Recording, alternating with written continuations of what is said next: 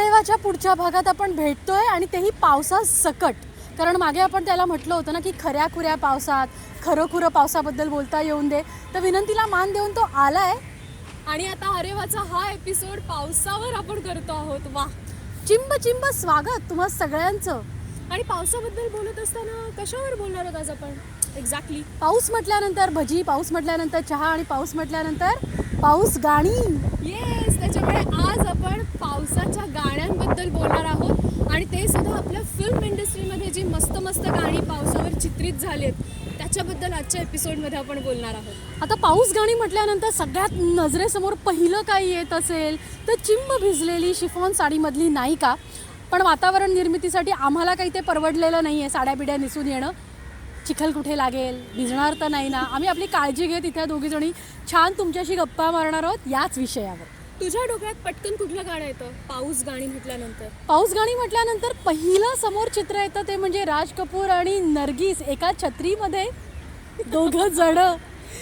त्यावेळेला रोमॅन्सचा परमोच्च क्षण त्या गाण्यातला तो मानला गेला होता, जेव्हा एक छत्री अशी पुढे ऑफर केली जाते आणि त्याच्यामध्ये ती हिरोईन येते. तो काळ अर्थात वेगळा होता. त्याच्यानंतर रोमॅन्सच्या म्हणजे पावसाशी संबंधित असलेल्या रोमॅन्सच्या व्याख्यासुद्धा आपल्या फिल्म इंडस्ट्रीमध्ये बदलत गेल्यात आणि त्याप्रमाणे पाऊसही बदलत गेला.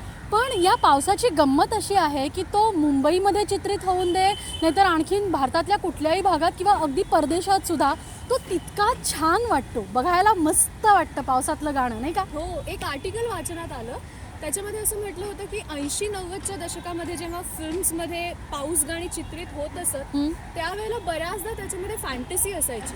म्हणजे हिरो किंवा हिरोईन यांच्या स्वप्नात नायक किंवा नायिका यायचे आणि मग ते पावसात भिजायचे आणि मग ते गाणं व्हायचं. तर अशा पद्धतीचं फॅन्टसी त्याच्यामध्ये होती. कारण कदाचित खरं खुरं भिजणं त्या काळातल्या हिरो हिरोईनला सुद्धा घरातनं अलाउड केलं नसेल, त्यामुळे त्यांना फॅन्टसीचा आधार घ्यावा लागला. पण किती व्हेरायटी आहे पावसाच्या गाण्यांमध्ये.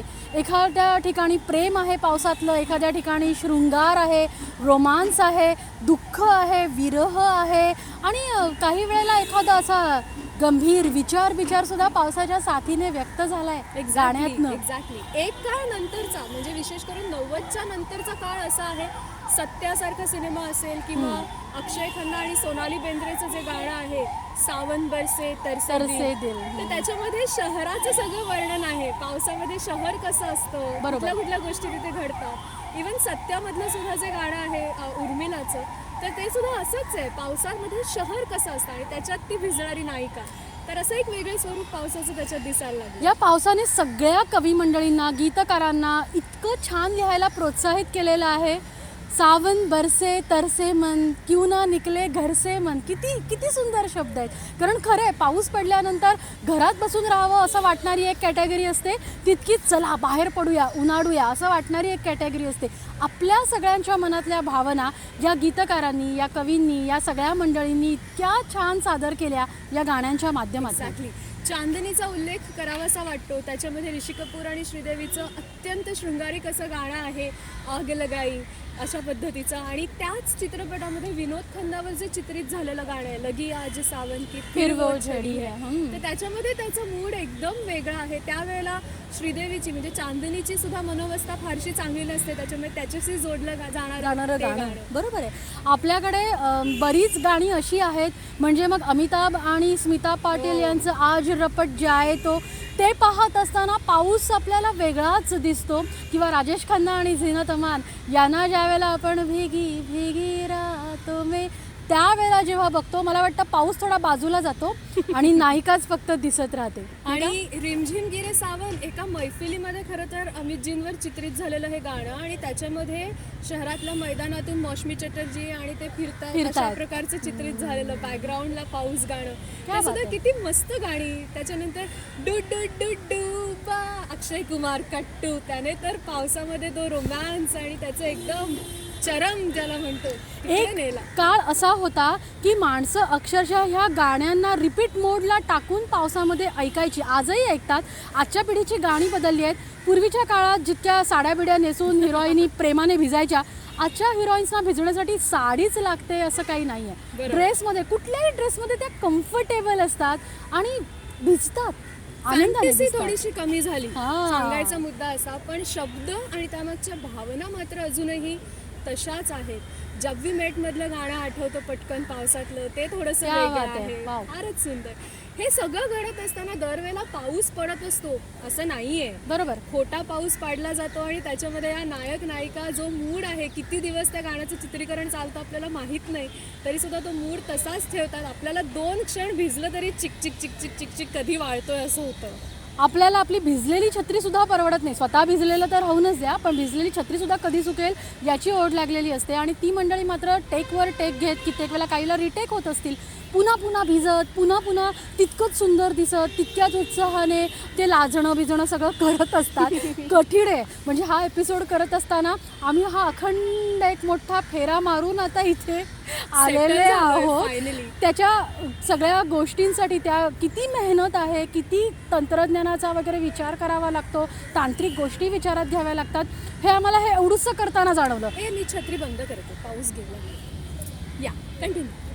मी रेनकोट नाही काढणार आहे. I am comfortable. पण या सगळ्या पाऊस गाण्यांमध्ये आता ही मोजकी गाणी आम्ही घेतली की जी अशी पटकन आम्हाला आठवली.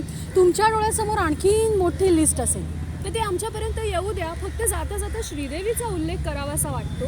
तिने इतकी वैविध्यपूर्ण पावसाची गाणी केली आहेत. बरोबर. चांदनीमधली 2 तर आहेतच, मिस्टर इंडियामध्ये आहे, लम्हे. काटे नहीं कटते, लम्हेमध्ये तर तिची एंट्री म्हणजे अनिल कपूरला जेव्हा पहिल्यांदा पाहते. दिसते ती, मेघा रे मेघा, ती क्या बात एंट्री आहे. आणि मग नंतर चालबाज, रेनकोट श्रीदेवी. घातलेली श्रीदेवी चालबाज मधली ती मला पण तिची आपल्याला ती step दिसते. पण फार आवडते.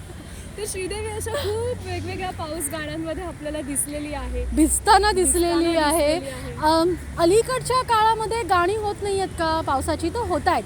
पण पूर्वी जसे नायक नायिका स्वतः ते गाणं म्हणायचे, त्यापेक्षा आताच्या नायक नायिकांची भावावस्था दाखवण्यासाठी बॅकग्राऊंडला ते पाऊस गाणं असतं.